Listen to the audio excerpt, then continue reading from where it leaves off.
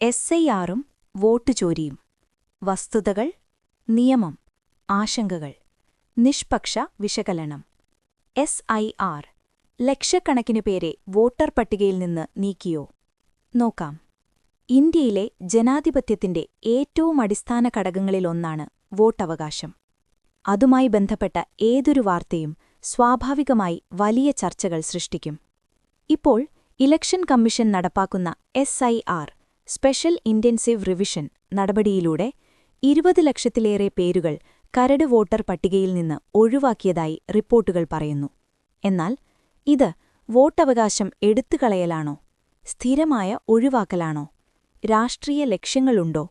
സാധാരണ പൗരന് ഭയപ്പെടേണ്ട സാഹചര്യമുണ്ടോ? കഴിഞ്ഞ കുറച്ച് ദിവസങ്ങളായി 20 ലക്ഷത്തിലേറെ പേരുകൾ വോട്ടർ പട്ടികയിൽ നിന്ന് പുറത്തായി എന്ന തരത്തിലുള്ള വാർത്തകളും ചർച്ചകളും നാം കേൾക്കുന്നു. ഇത് കേരളത്തിലെ ചീഫ് ഇലക്ടറൽ ഓഫീസർ പുറത്തിറക്കിയ ഔദ്യോഗിക അറിയിപ്പാണ്. ഈ രേഖ എന്താണ് യഥാർത്ഥത്തിൽ പറയുന്നത്? അതിനെ അടിസ്ഥാനമാക്കി നമുക്ക് ഭയപ്പെടേണ്ട സാഹചര്യമുണ്ടോ? ഇന്ന് നമ്മൾ സംസാരിക്കാൻ പോകുന്നത് രാഷ്ട്രീയ പ്രസ്താവനയല്ല. ആരോപണങ്ങളില്ലാതെ വസ്തുതകളുടെ അടിസ്ഥാനത്തിൽ ഈ വിഷയത്തെ നമുക്ക് പരിശോധിക്കാം. എല്ലാവർക്കും പ്രചോദനം ലൈഫിലേക്ക് സ്വാഗതം. SIR എന്താണ്? SIR special intensive revision election commission ഇടയ്ക്കിടെ നടത്തേണ്ടതായ ഒരു നിയമപരമായ പ്രക്രിയയാണ്. ഇതിന്റെ പ്രധാന ലക്ഷ്യങ്ങൾ: മരിച്ചവരുടെ പേരുകൾ നീക്കം ചെയ്യുക, സ്ഥിരതാമസം മാറിയവരെ അപ്ഡേറ്റ് ചെയ്യുക, ഇരട്ട എൻട്രികൾ കണ്ടെത്തുക, വ്യാജ വോട്ടർമാരെ ഒഴിവാക്കുക, പട്ടിക കൃത്യവും വിശ്വാസയോഗ്യവും ആക്കുക എന്നുള്ളതാണ്. ഇത് ആദ്യമായല്ല.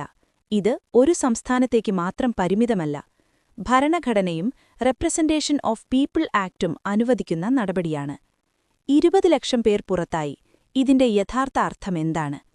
ഇവിടെ ഏറ്റവും പ്രധാനപ്പെട്ട കാര്യം കരട് പട്ടിക, ഡ്രാഫ്റ്റ് റോൾ, അന്തിമ പട്ടിക, ഫൈനൽ റോൾ, ഇവ രണ്ടും ഒരുപോലെയല്ല. ഇപ്പോൾ വാർത്തകളിൽ പറയുന്നത് കരട് പട്ടികയിൽ നിന്ന് പേരുകൾ ഇല്ലാതായി എന്നതാണ്.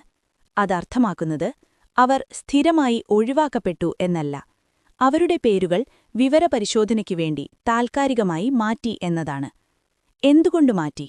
വീട്ടിലാരുമില്ലായിരുന്നതുകൊണ്ടാവാം, താമസം മാറിയതുകൊണ്ടാവാം, രേഖകൾ അപൂർണമായതുകൊണ്ടാവാം, ഫീൽഡ് വെരിഫിക്കേഷൻ ശരിയായി പൂർത്തിയാക്കാത്തതുകൊണ്ടാവാം. ഇതെല്ലാം അവസാന തീരുമാനമല്ല. ഇവിടെയാണ് ഏറ്റവും വലിയ തെറ്റിദ്ധാരണ. ഈ അറിയിപ്പിൽ അന്തിമമായി ഒഴിവാക്കി എന്ന വാക്ക് എവിടെയുമില്ല. പറയുന്നത് കരട് പട്ടിക സംബന്ധിച്ചാണ്. കരട് പട്ടിക എന്നത് പരിശോധനയ്ക്ക് വിധേയമായ പട്ടിക, അന്തിമ തീരുമാനമെടുക്കുന്നതിനു മുൻപുള്ള ഘട്ടം. അതിൽ നിന്ന് പേരില്ലാതായാൽ അത് സ്ഥിരമായ ഒഴിവാക്കലല്ല. അത് വിവരപരിശോധനയ്ക്കു വേണ്ടിയുള്ള മാറ്റം മാത്രം. ഒരാളുടെ പേര് എങ്ങനെ ഒഴിവാക്കപ്പെടുന്നു നോക്കാം. ഇലക്ഷൻ കമ്മീഷന് സ്വമേധയാ പേരുകൾ നീക്കം ചെയ്യാൻ കഴിയില്ല. നിയമപരമായ നടപടികളിലൂടെയേ അത് സാധ്യമാകൂ. അതിന് ഫീൽഡ് ലെവൽ ഓഫീസറുടെ പരിശോധന, നോട്ടീസ് നൽകൽ, എതിർപ്പ് അറിയിക്കാനുള്ള അവസരം, രേഖകൾ സമർപ്പിക്കാനുള്ള സമയം, അപ്പീൽ നൽകാനുള്ള അവകാശം, ഇതൊക്കെ പൂർത്തിയാകാതെ ഒരാളെയും അന്തിമമായി വോട്ടർ പട്ടികയിൽ നിന്ന് ഒഴിവാക്കാൻ കഴിയില്ല എന്നുള്ളതാണ്. ഇത് ഭരണഘടനാപരമായ സുരക്ഷയാണ്. കരട് പട്ടികയിൽ ഹിയറിംഗ് തുടങ്ങിയിരിക്കുന്നു. നിശ്ചിത കാലയളവിൽ നിങ്ങൾക്ക് അവകാശം ഉന്നയിക്കാം, തിരുത്തൽ ആവശ്യപ്പെടാം. ഇതെല്ലാം കാണിക്കുന്നത് ഇത് അടച്ച വാതിലുകൾക്കുള്ളിലെ നടപടിയല്ല എന്നതാണ്. എന്താണ് രാജ്യതാൽപര്യവും SIR-ഉം നോക്കാം. ഒരു ജനാധിപത്യത്തിൽ അർഹരായ എല്ലാവരും വോട്ട് ചെയ്യണം. അനർഹർ വോട്ട് ചെയ്യരുത്. ഇവ രണ്ടും ഒരുപോലെ പ്രധാനമാണ്. വ്യാജ വോട്ടർമാർ, ഇരട്ട വോട്ടുകൾ, മരിച്ചവരുടെ പേരുകൾ, ഇവ ഒരു രാജ്യത്തിന്റെ തിരഞ്ഞെടുപ്പ് വിശ്വാസ്യതയെ തകർക്കും. അതുകൊണ്ടാണ് ലോകത്തിലെ എല്ലാ ജനാധിപത്യ രാജ്യങ്ങളും ഇത്തരത്തിലുള്ള റിവിഷൻ പ്രക്രിയകൾ നടത്തുന്നത്. SIR ഒരു അവകാശം കവർന്നെടുക്കുന്ന നടപടിയല്ല, മറിച്ച് അവകാശത്തെ സംരക്ഷിക്കുന്ന നടപടിയാണ്. ഉയരുന്ന ആശങ്കകൾ, അവ ന്യായമാണോ? ചില ആശങ്കകൾ അവഗണിക്കാനാവില്ല.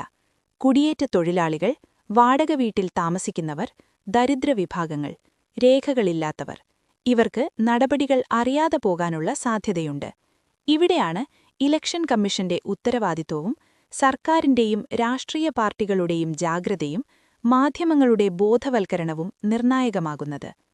ഇലക്ഷൻ സമയത്ത് വോട്ടുകൊള്ള ആരോപണം ഉന്നയിക്കാതെ വേണ്ട സമയത്ത് നടപടികൾ സ്വീകരിക്കുകയും വസ്തുതകളുടെ അടിസ്ഥാനത്തിൽ നിയമ നടപടികൾ പാലിച്ചു മുന്നോട്ടു പോകുമ്പോഴാണ് ജനങ്ങളിൽ വിശ്വാസ്യതയുണ്ടാവുന്നത്. ഇവിടെ സർക്കാർ വോട്ടവകാശം സംരക്ഷിക്കാൻ വേണ്ട നടപടികൾ നടപ്പാക്കുന്നത് ശ്ലാഘനീയമാണ്. SIR-ൽ എന്തെങ്കിലും പിഴവുകളുണ്ടെങ്കിൽ അത് വസ്തുതകൾ ചൂണ്ടി തിരുത്തിക്കാനാവശ്യമായ നടപടികൾ എല്ലാ രാഷ്ട്രീയ പാർട്ടികളും കൈക്കൊള്ളേണ്ടത് അവരുടെ ഉത്തരവാദിത്വമാണ്.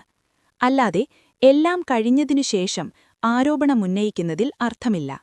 അത് അപവാദം പ്രചരിപ്പിക്കലാണ്, അധർമ്മികതയാണ്. എല്ലാവരും നിർബന്ധമായും ചെയ്യേണ്ടതെന്ത്? ഒരു പൗരനെന്ന നിലയിൽ നിങ്ങൾ ചെയ്യേണ്ടത് നിങ്ങളുടെ പേര് വോട്ടർ പട്ടികയിലുണ്ടോ എന്ന് പരിശോധിക്കുക. ഇല്ലെങ്കിൽ ആവശ്യമായ രേഖകൾ സമർപ്പിക്കുക. ബൂത്ത് ലെവൽ ഓഫീസറെ സമീപിക്കുക. അവസാന തീയതികൾക്ക് മുൻപ് ആവശ്യമായ രേഖകൾ നൽകാൻ ശ്രദ്ധിക്കുക. നിശ്ശബ്ദതയാണ് ഏറ്റവും വലിയ അപകടം.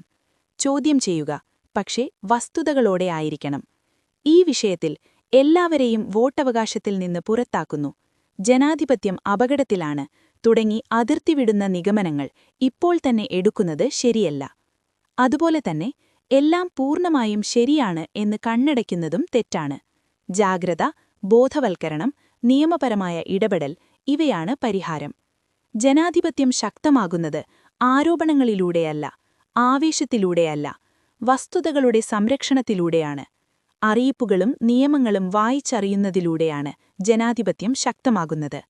ഈ വീഡിയോ വിവരവും ബോധവൽക്കരണവും മാത്രമാണ് ലക്ഷ്യമിടുന്നത്.